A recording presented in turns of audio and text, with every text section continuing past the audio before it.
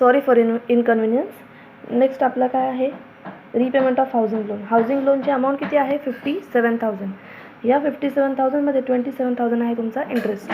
आपण इंटरेस्टची वजाबाकी घेतो अंडर सेक्शन 24B, आहे की नाही. अंडर सेक्शन 24B मध्ये इंटरेस्टची वजाबाकी घेतो. सो 57मधून 27 गेले, किती उरले, 30,000. 30,000ची वजाबाकी आपल्याला मिळणार आहे 80C मध्ये. 80C मध्ये नाव काय, repayment of housing loan principal amount. बरं, आता त्यानंतर आहे प्रोफेशनल टॅक्स. प्रोफेशनल टॅक्स कुठे वजा होतो, सॅलरीमध्ये. नेक्स्ट आहे ही paid interest on loan taken to pay municipal tax.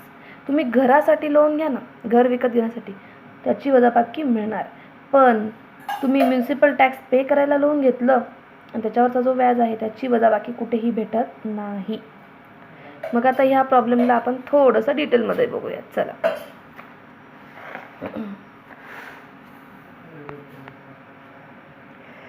प्रॉब्लेमची सुरुवात. मिस्टर दर्शन, आपल्याला त्यांनी विचारलं काय आहे, कम्प्युटेशन कशाचं काय लावलं आहे, टोटल टॅक्सेबल इन्कम आणि tax liability. Computation of total taxable income plus tax liability असं आपण इथे लिहिणार. नंतर AY आणि PY. AY आहे तुमचा 20-21, PY आहे तुमचा 19-20. स्टार्टिंगला first number income from salaries. Income from सॅलरीजमध्ये पहिले काय आला, basic salary fully taxable. Transport allowance. Transport अलाउन्समध्ये आपल्याकडे पहिले 1600 एक्झाम्शन होतं, जे नॉर्मल पर्सनला होतं, पण आता आपल्याकडे ते नाही आहे. म्हणजे याचा अर्थ फक्त हँडिकॅप पर्सनला आपल्याला एक्झाम्शन मिळणार आहे. ते किती मिळणार आहे, 3,200 पर मंथ. पण इथे हा नॉर्मल असल्यामुळे आपल्याला एक्झाम्शन मिळणार नाही. So full amount taxable. नंतर आहे laptop.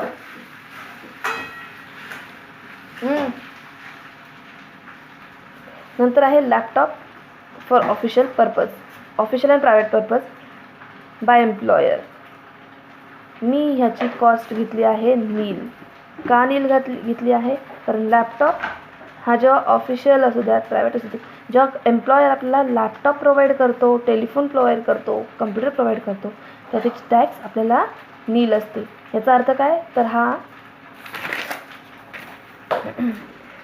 Laptop, computer, telephone provided by employer is non taxable perquisite. Next आहे आपल्याकडे free car facility. Okay, car फॅसिलिटीमध्ये बघा तुम्हाला त्यांनी किती CC दिलेले होते, 1150 CC. म्हणजे आपल्या हिशोबाने 1150 CC हे काय आले, नॅनो आली. नॅनो कार आहे आणि आपल्याला गाडी एम्प्लॉयरने दिली आहे, खर्च पण एम्प्लॉयरने केला आहे. गाडी एम्प्लॉयरची, खर्च एम्प्लॉयरचा. या केसमध्ये आपल्याकडे 1800 किंवा 2400 असतात. सो या केसमध्ये नॅनो असल्यामुळे किती, 1800 पर मंथ. तुम्हाला या प्रॉब्लेममध्ये 27,000 रुपये एम्प्लॉयरने एक्सपेन्स केला आहे असं दिलेलं आहे, परंतु ती अमाऊंट तुम्हाला टॅक्सेबल करायची नाही आहे. तुम्हाला अमाऊंट कोणती टॅक्सेबल करायची आहे, जी त्यांनी लिहून दिली आहे, 1800 पर मंथ. 1800 गुणिले 12, 21,600. इन केस ऑफ ड्रायव्हर दिला असता तर तुम्ही 900 गुणिले 12 ॲड केले असते, परंतु इथे ॲड करणार नाही. इथे 1800 गुणिले 12. नंतर LIC. आपण लास्टला बघितलं LIC पेड बाय एम्प्लॉयर. तुमचा LIC एम्प्लॉयरने पेड केला होता, तो तुम्हाला इथे टॅक्सेबल होणार आहे. चला, LICच्या बाबतीत एक गोष्ट शिकवायची आहे तुम्हाला, ती काय बघा, इथे मी लिहिलं आहे, LIC paid by employer is also allowed as deduction under section 80C. LIC एम्प्लॉयरने जरी भरला असेल तरी सुद्धा तुम्हाला, तुमच्यासाठी एम्प्लॉयरने भरला तरी तुम्हाला 80C मध्ये डिडक्शन मिळेल. पण जर का तुम्ही या दोघांपैकी एक गोष्ट कराल तर, दोघांपैकी एक गोष्ट कोणती, ही repay the amount of employer. म्हणजे जी अमाऊंट एम्प्लॉयरने पेड केली होती 80C साठी, ती तुम्ही त्याला वापस देऊन टाका LIC साठी. अदरवाईज तुम्ही त्या अमाऊंटला तुमच्या सॅलरी इन्कममध्ये ॲड बॅक करा. मग आपण वापस देण्याऐवजी आपण काय केलं, सॅलरी इन्कममध्ये ॲड केली. असं आलं हे तुमचं टोटल इन्कम, म्हणजे ही टोटल ग्रॉस सॅलरी. सॅलरीच्या अंडर डिडक्शन्स कोणते मिळतात तुम्हाला माहिती आहे. प्रोफेशनल टॅक्स अंडर सेक्शन 16(3) जो आहे 2,500. त्यांनी पेड केला होता तेवढा, डिडक्ट केला होता त्यामुळे तेवढा त्याच्या सॅलरीतनं, सो तो वजा झाला. नंतर आहे स्टँडर्ड डिडक्शन. स्टँडर्ड डिडक्शन आहे आपलं 50,000.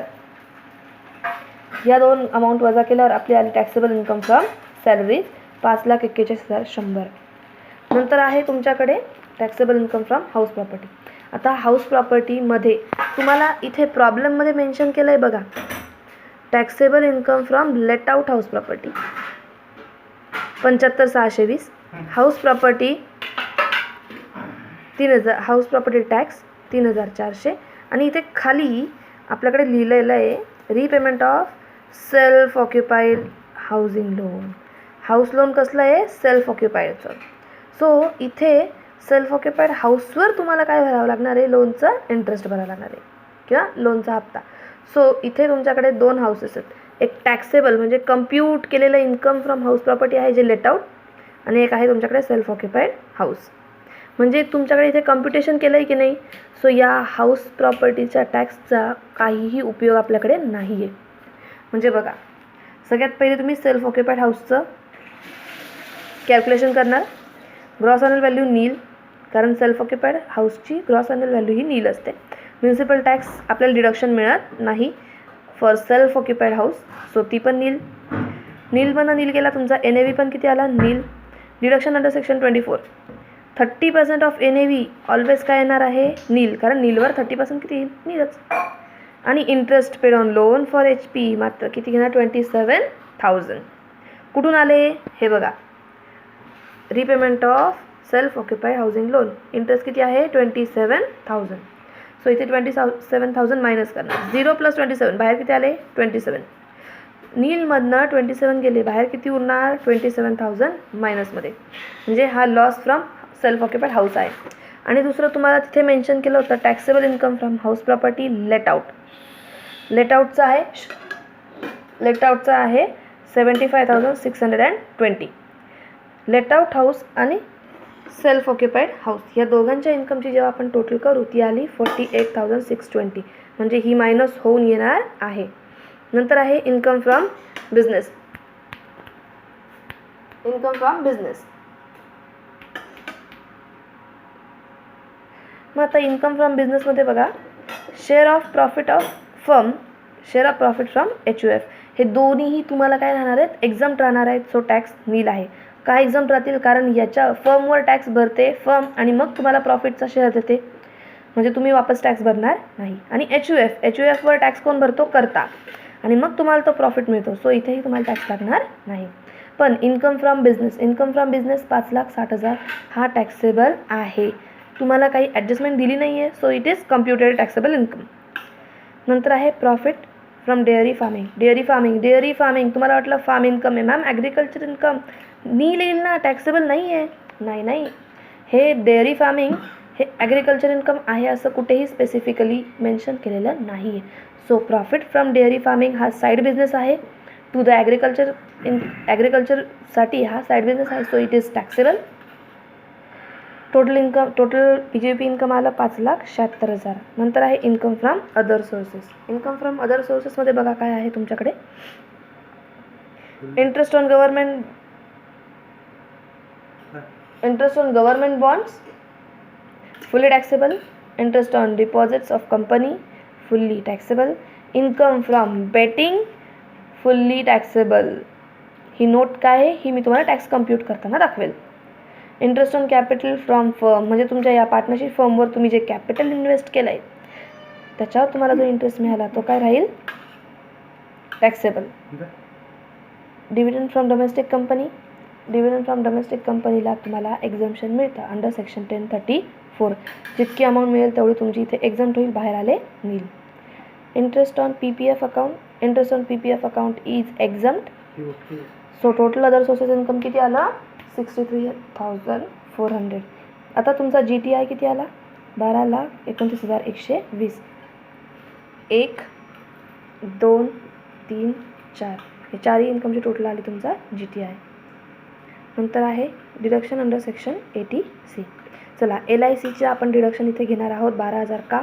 कारण तुम्ही त्याला इथे टॅक्सेबल केलं होतं म्हणून तुम्हाला इथे डिडक्शन मिळणार आहे. नंतर आहे डिपॉझिटेड इन जीवन सुरक्षा प्लॅन LIC. हा सुद्धा तुम्हाला डिडक्शन मिळेल अंडर सेक्शन 80C. 80C म्हणजे काय? Contribution for future. काका गेल्यावर पैसे मिळतील ना, सो LIC तुम्हाला काय मिळेल, डिडक्शन मिळेल. नंतर आहे लास्ट याच्यातलं रिपेमेंट ऑफ हाऊसिंग लोन. 57मधनं 27 गेली, उरले किती 30. हे तुम्हाला होतील डिडक्शन. एवढं डिडक्शन आलं, टोटल किती आलं 62,000. बाकी नेक्स्ट लेक्चरमध्ये.